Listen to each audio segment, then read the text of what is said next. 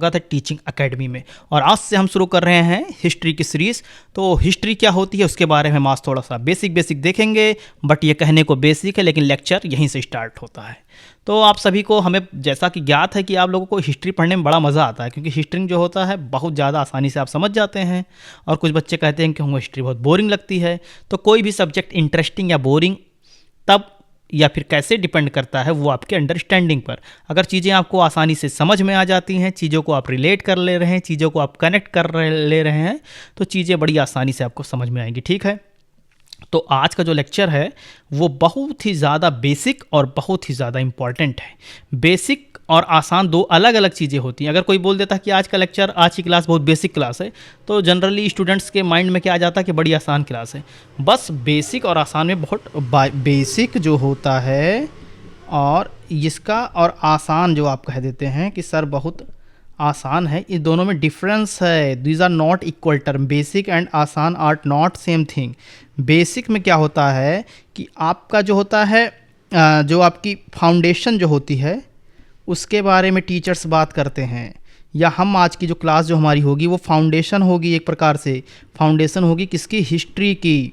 तो हिस्ट्री का जो फाउंडेशन होगा, जो हिस्ट्री की आपकी जो नींव पड़ेगी, या कोई जब बिल्डिंग बनती है तो उसको जो नींव बनाई जाती है वो उस पर डिपेंड करती है कि आपका कितना स्ट्रांग फाउंडेशन है। तो जितना ज़्यादा स्ट्रांग फाउंडेशन रहेगा उतना ज़्यादा आपको बिल्डिंग बनाने में आसानी होगी। और अगर आपका जब फाउंडेशन ही कमज़ोर रहेगा तो आप कैसे बड़ी इमारत खड़ा करेंगे? तो बेसिक क्लास का मतलब है कि आपको कैसे हिस्ट्री पढ़ना है या हिस्ट्री है क्या, उसके बारे में हम आज इस लेक्चर में बात करेंगे। ठीक है, तो आप सभी को जैसा पता है, क्या पता है? तो पता अपने को ये है कि हिस्ट्री 3 पार्ट में हम डिवाइड करते हैं। हालांकि कोई ऐसा साइंटिफिक तरीका नहीं है कि इतिहास रुक के चलता है या जीवन काल रुक के चलता है। इतिहास और जीवन लगातार चलते हैं। ठीक है, कॉन्टिन्यू चलते हैं, कॉन्टिन्यू चलते हैं। ठीक है, या इसी को हम बोल दें लगातार चलते हैं।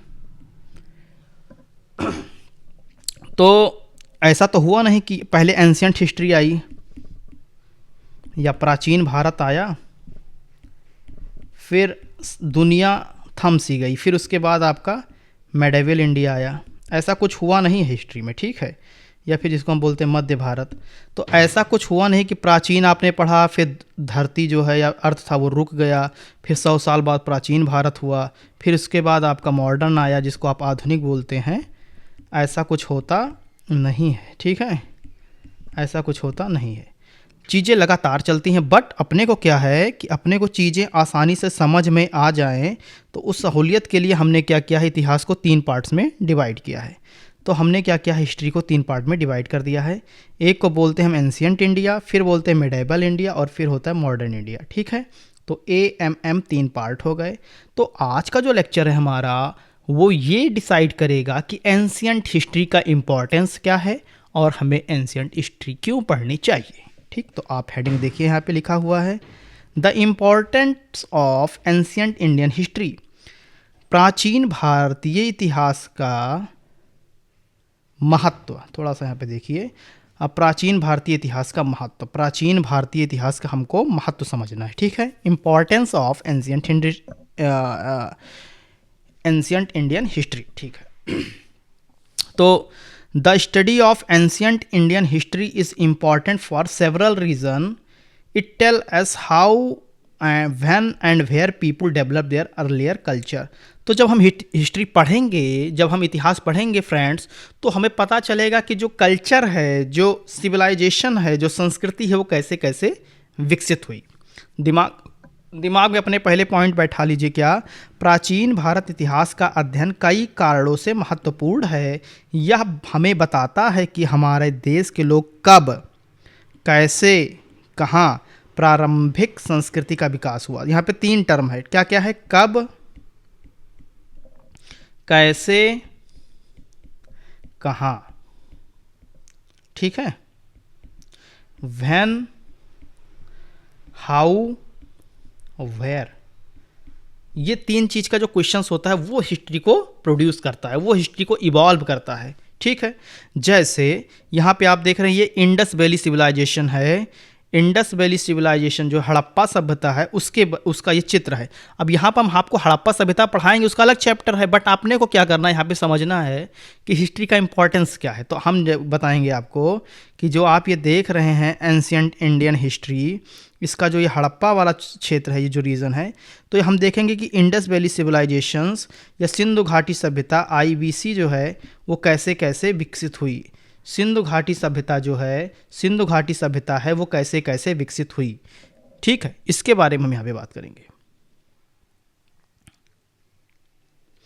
तो सिंधु घाटी सभ्यता, तो इसके बारे में हम बात करेंगे अलग से, बट हमको एंशियंट हिस्ट्री में, प्राचीन भारत में ये पढ़ना होगा कि संस्कृति और सभ्यताएं कैसे विकसित हुई। ये आप नोट कर लीजिए, ये आप नोट कर लीजिए, पहला पॉइंट यहाँ पर ये है, ठीक है। सेकंड पॉइंट देखिए, कह रहा है यह दर्शाता है कि उन्होंने मतलब हमारे पूर्वज, यह दर्शाता है कि उन्होंने कृषि की शुरुआत कैसे की जिससे उनका जीवन सुरक्षित और स्थित हुआ। तो अब हम देखेंगे कि एग्रीकल्चर का जो डेवलपमेंट है, जो कृषि का जो शुरुआत है वो कहाँ से हुआ और कैसे कैसे लाइफ जो है वो जाकर हमारा सेटल हुआ, ठीक है।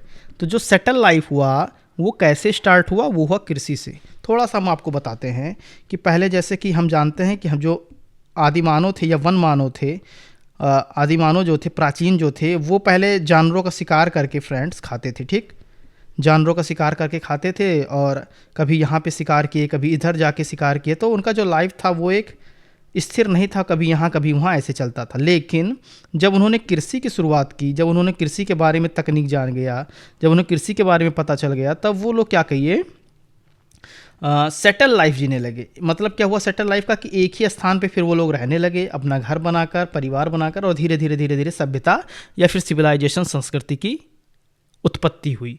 तो हम देखेंगे कि कृषि की शुरुआत कैसे हुई और कैसे कैसे कैसे स्थिर जीवन जीने लगे और सभ्यताओं का उदय हुआ या फिर विकास हुआ, इसके बारे में हम देखेंगे, ठीक है। समझते रहिए आप, नहीं तो कहेंगे सर हिस्ट्री पढ़ते पढ़ते हम सो गए, या सर आपने हमको सुला दिया, ठीक है। और क्या हम देखेंगे उपयोगिता प्राकृतिक संसाधन की। प्राकृतिक संसाधन के हम देखेंगे कि जैसे आप मान लीजिए कि पत्थर है, ठीक है, या फिर आप देखेंगे कि हमने लोहे का कैसे इस्तेमाल करना सीखा, हम देखेंगे कैसे हमने जो है मिट्टी के बर्तन बनाने सीखे। तो ये सब सारी चीज़ें हम धीरे धीरे देखेंगे। तो प्राकृतिक संसाधनों का कैसे हमने इस्तेमाल किया, ठीक।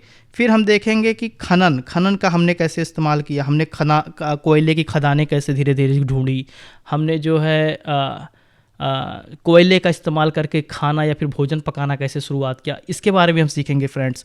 फिर यहाँ पे लिखा है मेटल वर्क का मतलब होता है, हम देखेंगे कि लोहे का इस्तेमाल या फिर स्टील का इस्तेमाल या फिर कॉपर का इस्तेमाल, तांबे का इस्तेमाल, ये सब कैसे कैसे हमने सीखा है, ठीक। फिर अब हम आपको थोड़ा सा यहाँ पे एक क्लू देते हैं कि हुआ क्या, पहले जो है बहुत ज़्यादा घने जंगल हुआ करते थे। क्यों हुआ करते थे? क्योंकि जब मेटल का उपयोग नहीं होता था, जब धातु का उपयोग नहीं होता था, जब लोहे का उपयोग नहीं होता था, यह हमको जानकारी नहीं थी, तो हम जंगलों को काटने के लिए पत्थर का इस्तेमाल करते थे। हम किसका इस्तेमाल करते थे? पत्थर का या फिर लकड़ी का, वुड का, ठीक है। तो स्टोन और आदमी से, कोई आदमी अगर जंगल काटेगा ही तो कितना ही काट लेगा, तो बहुत थोड़ा से क्षेत्रफल में हम कृषि करते थे, क्योंकि हमारे पास पेड़ को काटने के लिए, जंगलों को साफ करने के लिए कोई धारदार हथियार नहीं थे। लेकिन जब हमने लोहे का खोज कर लिया, जब हमने स्टील का खोज कर लिया, उसके बाद जंगलों की कटाई बड़े पैमाने पे हुई और कृषि का जो है क्षेत्रफल या फिर कृषि उपयोग वाली जो भूमि हैं उनका प्रतिशत बढ़ गया और कृषि जो है बड़े पैमाने पे हम करने लगे। देख रहे हैं आप कि धातु या फिर मेटल माइनिंग का इस्तेमाल कितना ज़्यादा कृषि को स्थापित करने में रोल निभाया है, ठीक है। जैसे जैसे हमने लोहे के बारे में जाना तो हम ज़्यादा से ज़्यादा वृक्ष काटने लगे, हम ज़्यादा से ज़्यादा वृक्ष काटने लगे तो हम ज़्यादा से ज़्यादा हमारे पास भूमि आ गई, तो ज़्यादा से ज़्यादा हमारे पास भूमि आ गई तो हम ज़्यादा से ज़्यादा कृषि करने लगे, पहली चीज़, ठीक। दूसरी चीज़ यहाँ पे आपको ध्यान देनी है कि जब पहले जो हल होते थे किसान के, फार्मर के पास जो हल होते थे फ्रेंड्स, जो हल होते थे वो पहले होते थे वुड के, वो किसके होते थे? लकड़ी के, लकड़ी के होते थे। तो जो लकड़ी के हल होते थे वो मिट्टी को बहुत अंदर तक जाकर नहीं उसकी जुताई कर पाते थे, मिट्टी की जुताई बहुत ज़्यादा डीप में नहीं कर पाते थे। तो जब हल की जुताई हल से जुताई ज़्यादा डीप नहीं हो पाता था, ज़्यादा डीप नहीं हो पाता था, ज़्यादा गहरी नहीं हो पाती थी, तो जो सीड्स होते थे, जो हमारे गेहूं के बीज हो गए या फिर धान या फिर मक्के के जो सीड्स हो गए, वो ज़्यादा अंदर नहीं जा पाती थी। तो जब ज़्यादा अंदर अगर आप जब जुताई नहीं कर पा रहे हैं तो इसके अंदर से जो है पौष्टिक तत्व या उस पौधे की जो जड़ें होती हैं वो ज़्यादा अंदर नहीं जा पाएंगी, तो ज़्यादा वो पौष्टिक यहाँ से तत्व नहीं पाते थे, तो प्रोडक्शन भी बहुत कम होता था, उत्पादन भी कम होता था, क्योंकि हम लकड़ी के हल बनाया करते थे या पत्थर के हल बनाया करते थे। किंतु जब हमने लोहे का उपयोग करना सीख लिया, जब हम लोगों ने लोहे का उपयोग करना सीख लिया, तो जो मिट्टी की जुताई होती थी, जो खेतों की जुताई होती थी, वो ज़्यादा डीप होने लगी फ्रेंड्स। तो जब ज़्यादा डीप होने लगी तो प्रोडक्शन हमारा बढ़ गया, प्रोडक्शन हमारा जो है कृषि का उत्पाद बढ़ गया। यहाँ पे आपको ये ध्यान रखना है, बिल्कुल यही छोटी छोटी चीज़ें हमको यहाँ पे सीखनी है। फिर देखिए आप, यहाँ पे लिखा है हाउ गांव, शहर और राज्य किस प्रकार बने, गांव का कैसे निर्माण हुआ। तो आपको पता होना चाहिए कि निर्माण गांव का या फिर इस अस्थाई जीवन का जो निर्माण है वो हुआ है फ्रेंड्स कृषि के दम पे। किसके दम पे हुआ है? कृषि के दम पर हुआ, एग्रीकल्चर के। शहरों का निर्माण धीरे धीरे गांव शहर बन गए और फिर बाद में राज्य बन गए। जैसा हम पढ़ेंगे मगध साम्राज्य, कौशल साम्राज्य, और ये सब हम पढ़ेंगे धीरे आगे आगे आने वाले चैप्टर्स में। तो अभी हमको बस देखना है कि हम एंशिएंट हिस्ट्री में क्या क्या देखेंगे आगे चलकर, ठीक। फिर क्या हुआ, यहाँ पे लिखा हुआ है जिन लोगों को लिखना नहीं आता था उन्हें सभ्य नहीं माना जाता था। तो हम बोलते हैं जो सिविलाइज कल्चर जो था, जो सब सिविलाइज कल्चर या फिर जिसको सभ्य सभ्यता बोलते हैं, तो जब हमें लिखना पढ़ना नहीं आता था उसके पूर्व को हम बोलते हैं कि हम सिविलाइज नहीं थे। लेकिन जब हमको लिखना और पढ़ना आने लगा तो हम उसको फिर क्या बोलने लगे कि ये सभ्य कल्चर है, ये क्या है? सिविलाइज्ड कल्चर है। अब देखिए आपको एग्जांपल्स हम बताते हैं। ये आप देखिए डायग्राम देख पा रहे होंगे, तो यहाँ पे आपने क्या देख रहा है? सेटलमेंट हो गया, स्थिर जीवन जीने लगे, क्योंकि हमारे पास क्या आ गई थी? कृषि हमने सीख ली, ठीक। फिर आप देखिए यहाँ पे मेटल के बारे में दिया गया है, खनन के बारे में दिया गया है, ये आप देखिए माइनिंग के बारे में दिया गया है। तो जब हमने खनन सीख लिया तो हमने उसके औजार देखिए बनाने लगे, ये हमने बनाने लगा और हम धीरे धीरे कृषि में विकसित होते चले गए, ठीक। ये देखिए बड़े पैमाने पे खेती होने लगी, और जब हमारे पास खेती हुई तो हमारे पास अनाज जो था वो ज़्यादा मात्रा में पैदा होने लगा, तो उसको स्टोर करने के लिए हम फिर ये मिट्टी के बर्तन और ये सब बनाने लगे, ठीक। जो आप हड़प्पा सभ्यता में आपको सारी चीज़ें बताई जाएंगी। और धीरे धीरे गाँव का रूप जाकर क्या हो गया? किंगडम बनने लगा, साम्राज्य का रूप ले लिया। धीरे धीरे क्या हुआ? साम्राज्य का रूप ले लिया। फिर आप देखेंगे जब हमारे पास ये जब लोहे का हम इस्तेमाल करना सीख गए थे तो हम देखिए जंगल की बड़ी मात्रा में जंगलों की कटाई की और हमने यहाँ पे कृषि योग्य क्या किया? भूमि बनाने शुरू कर दी और खेती बड़े पैमाने पर होने लगी। फिर आप ये देख पा रहे हैं ये जो मौर्य काल का साम्राज्य है, धीरे धीरे साम्राज्य बड़ा हुआ और ऐसे ऐसे करके ये जो खोज आप देख रहे हैं मॉडर्न टाइम्स या फिर मॉडर्न सभ्यता की शुरुआत हुई। यहाँ से हम स्टार्ट किए थे और ये देखिए अब धीरे धीरे कैसे इवॉल्व हुआ है, धीरे धीरे कैसे यहाँ पे इवॉल्व हुआ है, ठीक है। देख रहे हैं आप? चलिए आगे देखते हैं। फिर नेक्स्ट टॉपिक यहाँ पे लिखा हुआ है यूनिटी इन डाइवर्सिटी, अनेकता में एकता। ये कह रहा है कि भारत जो है हमारा वो विविधता में एकता का प्रतीक है। कैसे? ये रहा अपना पहले प्यारा भारत। आप लोग भी बनाने की प्रैक्टिस कीजिए, धीरे धीरे आ जाएगा। तो ये हम बना लेते हैं भारत सारे जहाँ से अच्छा हिंदुस्तान हमारा, ठीक है। तो आप देखिए यहाँ भारत पे क्या हुआ कि यहाँ पे आप देखेंगे तो उत्तर पूरब के लोग जो हैं वो देखने में आपको थोड़ा सा डिफरेंट दिखते हैं। आप पहाड़ पे चले जाएंगे उत्तराखंड, नेपाल, उत्तराखंड और हिमाचल प्रदेश, जम्मू कश्मीर को यहाँ के लोग थोड़ा डिफरेंट दिखते हैं। फिर आप साउथ में चले जाएंगे केरला, आंध्र प्रदेश, तमिलनाडु क्षेत्र में, तो वहाँ पे रंग थोड़ा सा दूसरा होता है क्योंकि वहाँ पे प्रकाश ज़्यादा होता है। तो ऐसे ऐसे भारत में देखिए आप डिफरेंट टाइप्स या फिर डिफरेंट कस्टम कल्चर और जो होती है क्या होता है, रीति रिवाज फॉलो की जाती है। लेकिन उसके बावजूद भी हम सब भारतीय हैं और भारत माता से बहुत ज़्यादा प्यार करते हैं। क्यों? क्योंकि ये हमारी सभ्यता है। आज से नहीं, वर्षों से नहीं, सदियों से नहीं, जब से धरती है तब से ये भारत है और तब से हमारा इतिहास है। ठीक है, तो यहाँ पे क्या लिखा है, प्राचीन भारत इतिहास, प्राचीन भारतीय इतिहास रोचक है। ठीक है, वेरी इंटरेस्टिंग है जो एंशियंट हिस्ट्री। क्यों है? क्योंकि वह विभिन्न जातीय समूहों के विकास का केंद्र साबित हुआ है। मतलब यहाँ भारत में दुनिया भर के जितनी ज़्यादा विविधता वाले लोग नहीं रहते होंगे, दुनिया के किसी देश में नहीं रहते होंगे, उससे ज़्यादा विविधता वाला देश भारत है। भारत में दुनिया के सबसे ज़्यादा प्रकार की विविधता पाई जाती है। विविधता खाने में, विविधता बोली में, विविधता पहनावे में, विविधता कृषि में, विविधता वैवाहिक जीवन में, तो विविधता वन में, विविधता पशुओं में। तो हमारे देश की विविधता, दुनिया में ऐसे कोई देश नहीं है जहाँ पे इतने विविधता हो। लेकिन इस सब के बावजूद हम सब भारतीय एक हैं और हम सब भारत माता के सच्चे सपूत हैं। थोड़ा सा अब हम हिस्ट्री में आ जाते हैं। तो कहते हैं कि धीरे धीरे भारत में लोग आना प्रारंभ किए। जैसे आर्य आए, फिर यूनानी आए, फिर हूण आए और फिर तुर्क आए। तो ये भैया पूछेंगे सर कि आर्य कौन थे, ग्रीक क्या है, तुर्क क्या है, ये आपको सारी चीज़ें बताई जाएंगी। बस मैं आपको एक ब्रीफ दे रहा हूँ कि हमें हिस्ट्री में पढ़ना क्या है और हिस्ट्री है क्या।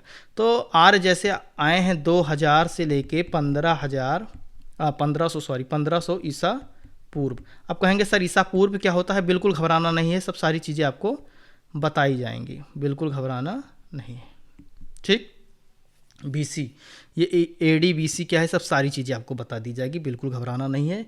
ग्रीक जैसे मैं कहूँगा कि 180 ईसा पूर्व, तो आप कहेंगे सर फिर आपने लिख दिया ईसा पूर्व क्या है, फिर बताऊँगा मैं, घबराना नहीं, ईसा पूर्व क्या है। हूण क्या है सर? तो हूण भी बताए जाएंगे। 5 से लेके 6 सेंचुरी एडी में आए। तुर्क कब आए? 712 एडी में आए। तो ये सारी चीज़ें जो मैं बताऊंगा, बस आपको देखना है कि भारत में प्राचीन इतिहास का क्या महत्व है। ठीक, ये देखिए आप, ये देखिए बाहर से आ गए भारत में। ठीक है, ये आप ग्रीक को देखिए, ग्रीक कब आए? ग्रीस कब आए? तो 180 एडी में आए, बीसी में आए। ठीक, फिर हूंस कब आए? तो हूंस आए 5 से लेके 6 एडी में आए। तो ये सारी चीज़ें आपको बताई जाएंगी। ये तुर्क कब आए? 712 एडी में आए। अब तुर्क क्या है, हूंस क्या है, ग्रीक क्या है, ये सारी चीज़ें नेक्स्ट चैप्टर में जब आएंगी तो उसके बारे में हम पढ़ेंगे। बस आपको देखना है कि एंशिएंट हिस्ट्री में हमें पढ़ना क्या है। अब आप पढ़िए वर्तमान के लिए इतिहास का प्रासंगिकता। तो आप कहेंगे सर हिस्ट्री हम पढ़ क्यों रहे हैं, अब क्या इंपॉर्टेंट है एंशिएंट हिस्ट्री का? फलाना आए, धमाका आए या फिर जो आए तो उसका क्या इस्तेमाल है इस समय तो चैट जीपीटी एआई आ गया, फिर आप क्यों पढ़ रहे हैं? अच्छा भैया, तो चैट जीपीटी एआई आ गया तो आप हिस्ट्री नहीं पढ़ेंगे? नहीं पढ़ेंगे। तो क्यों नहीं पढ़ेंगे? और पढ़ेंगे तो क्यों पढ़ेंगे? तो क्यों पढ़ेंगे इसके बारे में एक शिक्षक बताएगा अपने छात्रों को कि आप इतिहास को क्यों पढ़ेंगे या हमें इतिहास से क्या क्या सीखने को मिलता है। देखिए, ये जो हमारी परंपरा है, जो हमारे कल्चर्स हैं, शादी विवाह, वो हम कैसे डेवलप हुआ, कैसे इवॉल्व हुआ, कैसे उत्पत्ति हुई, कैसे इसका विकास हुआ, इसके बारे में अगर आपको समझना है तो उसके लिए आपको अपने प्राचीन धरोहरों को बचाना होगा और प्राचीन इतिहास को पढ़ना होगा। ठीक है, प्राचीन धरोहरों को क्यों बचाना होगा? क्योंकि बहुत सारी मंदिरों में, बहुत सारे महलों में हमारा इतिहास छिपा हुआ है। आप जाएंगे तो वहाँ पे डिफरेंट टाइप्स की पेंटिंग्स होती हैं, उसको भी देखकर आप इतिहास को स्टडी कर सकते हैं, ट्रेस कर सकते हैं, समझ सकते हैं। लेकिन उसके लिए आपकी आंखें खुली होनी चाहिए। तो कहेंगे सर मेरी आंखें तो हमेशा खुली रहती हैं, आंख बंद कर कर थोड़ी कहीं जाते हैं घूमने। आंख होना और आंखें खुली होने में अंतर होता है। जब आपको ज्ञान होगा, जब आपको नॉलेज होगी तो आप किसी चीज़ों को डिफरेंट एंगल से देखेंगे, यानी आपकी दृष्टिकोण, देखने की क्षमता, देखने की शक्ति, देखने की शैली बदल जाती है जब आपको ज्ञान की प्राप्ति होती है। ठीक, फिर आप देखेंगे, ये देखिए आप, जैसे हम देखेंगे जनजातीय कल्चर है, जो जनजातीय संस्कृति है, जो ट्राइबल कल्चर है, हम लोग का जो ट्राइबल कल्चर है उसके बारे में हम देखेंगे कि कैसे कैसे इसकी संस्कृति का उत्पत्ति हुई, कैसे कैसे इनका विकास हुआ। फिर आप देखेंगे जैसे पहाड़ी कल्चर है, तो आप जैसे जैसे आप समझ में आ रहा है आपको हिस्ट्री क्या इंपॉर्टेंट है, हम पहाड़ी कल्चर के बारे में जानना है तो उसको लिए भी हमें इतिहास पढ़ना होगा। फिर आप आ जाएंगे मॉडर्न शहर में, अगर आपको मॉडर्न शहर के बारे में पढ़ना है कि कैसे कैसे शहरों का विकास हुआ, तो उसके बारे में भी आपको पढ़ाया जाएगा कि अंग्रेज आए, उसके पहले मुग़ल आए। तो ये सब सारी चीज़ें आपको समझ में कब आएंगी, जब आपको हिस्ट्री पता होगी। ठीक है। फिर आप देखेंगे कि सती प्रथा होती थी, तो सती प्रथा होती थी तो क्यों होती थी और सती प्रथा कैसे ख़त्म हुई, इसके बारे में अगर आपको समझना तो फिर आपको हिस्ट्री देखना पड़ेगा। तो हिस्ट्री के बिना आपको चीज़ें समझ में नहीं आएंगी। फिर आपको चल के पता चलेगा कि एक हमारे भारत देश में ऐसी कौम है, ऐसे लोग हैं जो प्रकृति से इतना प्रेम करते हैं कि अपना सर्वोच्च न्यौछावर कर कर वृक्षों की रक्षा करते हैं, जिसको आप चिपको आंदोलन पढ़ेंगे। आप सोचिए भारत जैसा देश कहीं दुनिया में नहीं है। ये देखिए, आप देखिए बहादुर महिलाओं को जो वृक्ष के चारों तरफ लिपट गई थी, उन्होंने कहा था कि पहले हमको काटिए फिर वृक्ष को आप काट सकते हैं। तो चिपको आंदोलन है। तो इसको समझने के लिए फिर आपको इतिहास पढ़ना पड़ेगा। फिर आप भारत में देखेंगे कि कास्ट सिस्टम, जो कास्ट सिस्टम है उसके बारे में आप पढ़ेंगे कैसे इसका इवॉल्व हुआ, और फिर कैसे कैसे कैसे इस जो है हमारे जो है सोसाइटी में ये एक प्रकार से कैंसर की तरह भी है। ठीक है। और इसको कैसे गवर्नमेंट जो है, कॉन्स्टिट्यूशन जो है, कैसे इसको जो है एलिमिनेट करने का प्रावधान उसमें है। ठीक है। तो कास्ट सिस्टम के बारे में आप पढ़ेंगे। तो कहाँ पढ़ेंगे, हिस्ट्री में आप पढ़ेंगे।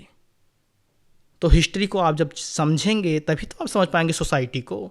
जो हमारी सोसाइटी, एक तो मैंने पहले आपको बता दिया कि हमारी सोसाइटी बहुत ज़्यादा डाइवर्स है, बहुत ज़्यादा इसमें विविधता है। तो एक तो आप भारतीय, और दूसरा इतनी ज़्यादा विविधता, तो हमें इतिहास पढ़ना और ज़्यादा ज़रूरी हो जाता है। इतिहास हमारे लिए और ज़्यादा इम्पोर्टेंट हो जाता है। ठीक है। तो अब देखिए, विविधता खाने में, विविधता भोजन में, और विविधता बोली में। अब देखिए यहाँ पे आप चले जाएंगे, पंजाबी बोला जाएगा, हिंदी बेल्ट आ जाएगा, नेपाली बोला जाएगा, मैथिली, बंगाली, आसामी, खासी, मीज़ो, उड़िया, तेलुगु, तमिल, कन्नड़, मलयालम, कोंकणी, मराठी, गुजराती। तो ये दुनिया भर की भाषाएं हमारे यहाँ हैं। तो ये भी विविधता है। तो सारी चीज़ों का आप जब अध्ययन कर लेंगे तो आप भारत को समझ सकते हैं। इसीलिए हमें भारत को समझना, भारत को जानना हमारे लिए एक चुनौती नहीं बल्कि हमारे लिए एक सौभाग्य है। इसलिए हमें एंशिएंट हिस्ट्री को दम से, मन से और सच्ची मेहनत के साथ समझेंगे और पढ़ेंगे। हमें बिल्कुल घबराना नहीं है। ठीक है। तो ये लेक्चर रहा आज का, और आई होप आपको वीडियो पसंद आया है। और वीडियो अगर आपको पसंद आया है तो ज़्यादा से ज़्यादा इसे लाइक करें, शेयर करें, और अपने फ्रेंड्स के साथ इसे शेयर करें। ठीक है। Bye bye, good night.